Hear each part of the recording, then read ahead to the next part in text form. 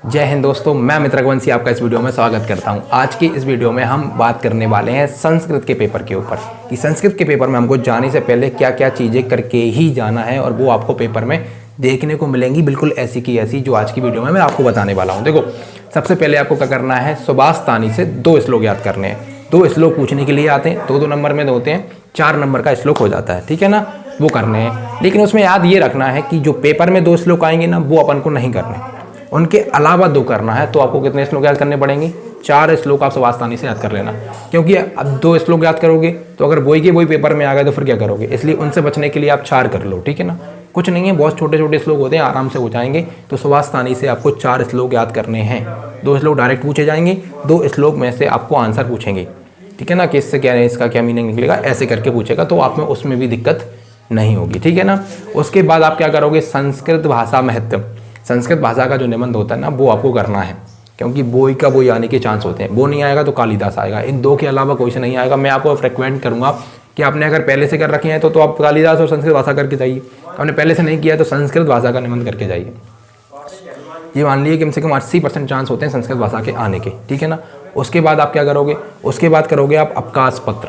अवकाश पत्र में 2 कर लेना, एक तो छुट्टी के लिए कर लेना, एक कर लेना टीसी के लिए, स्थानांतरण वाला जो होता है ना, वो कर लेना, और एक ये कर लेना छुट्टी के लिए। इतना छोटे संस्कृत में निबंध होते हैं, मतलब ये अवकाश वाले पत्र होते हैं, इतने छोटे होते हैं, बहुत छोटे, 3 से 4 लाइन के अंदर खत्म हो जाता है। तो इसको कर लेना, बहुत सरल होते हैं। बस ध्यान ये रखना है कि उनको लिखने में कोई गलती ना हो, नंबर नहीं कटते।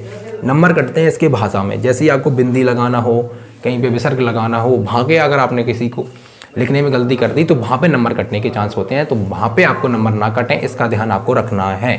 और उसके साथ आपको क्या करना है, परीक्षा अध्ययन लेनी है या परीक्षा बोध लेनी है, उससे करनी है ओटी, ठीक है ना। परीक्षा अध्ययन या परीक्षा बोध से क्या कर लेनी है, ओटी याद करके जानी है पूरी, क्योंकि इसकी ओटी बहुत ज़्यादा सरल होती है। आराम से कर लोगे, कोई दिक्कत नहीं होगी, बस मस्त आराम से ओटी पढ़ के जाना पूरी। क्योंकि मैंने आपको बताया था मैथ में आपकी एक भी ओटी बाहर नहीं गई, ठीक है ना। ओटी का एक भी क्वेश्चन बाहर नहीं गया परीक्षा अध्ययन से। जिसने परीक्षा अध्ययन से क्वेश्चन मैंने जो बताया था उतना करके गए, उनका कम से कम मान लीजिए कि आप 70 नंबर उनके अच्छों के आ रहे हैं, आके उन्होंने मुझे बताया, ठीक है। इन चीज़ों का ध्यान रखना है। साथ में एक चीज़ और रखना है कि 2-2 नंबर वाले जो क्वेश्चन होते हैं, क्वेश्चन आंसर होते हैं 2-2 नंबर वाले संस्कृत के, वो कर लेना। एक शब्द का आंसर होता है, एक शब्द का, जैसे कोई सा भी क्वेश्चन पूछेगा, एक शब्द में आंसर देना होता है, पैसा 2 नंबर में पूछा जाएगा, 2 नंबर में। सोच रहे हो तो कितना सरल होता है। तो वो भी आपको परीक्षा अध्ययन में एक साथ दिए होते हैं, एक जगह पढ़ लेना, 5-6 बार पढ़ लोगे, याद हो जाएंगे। बस इतना करके जाओ, आपके 80% से ऊपर नंबर इसमें आने वाले, ठीक है ना।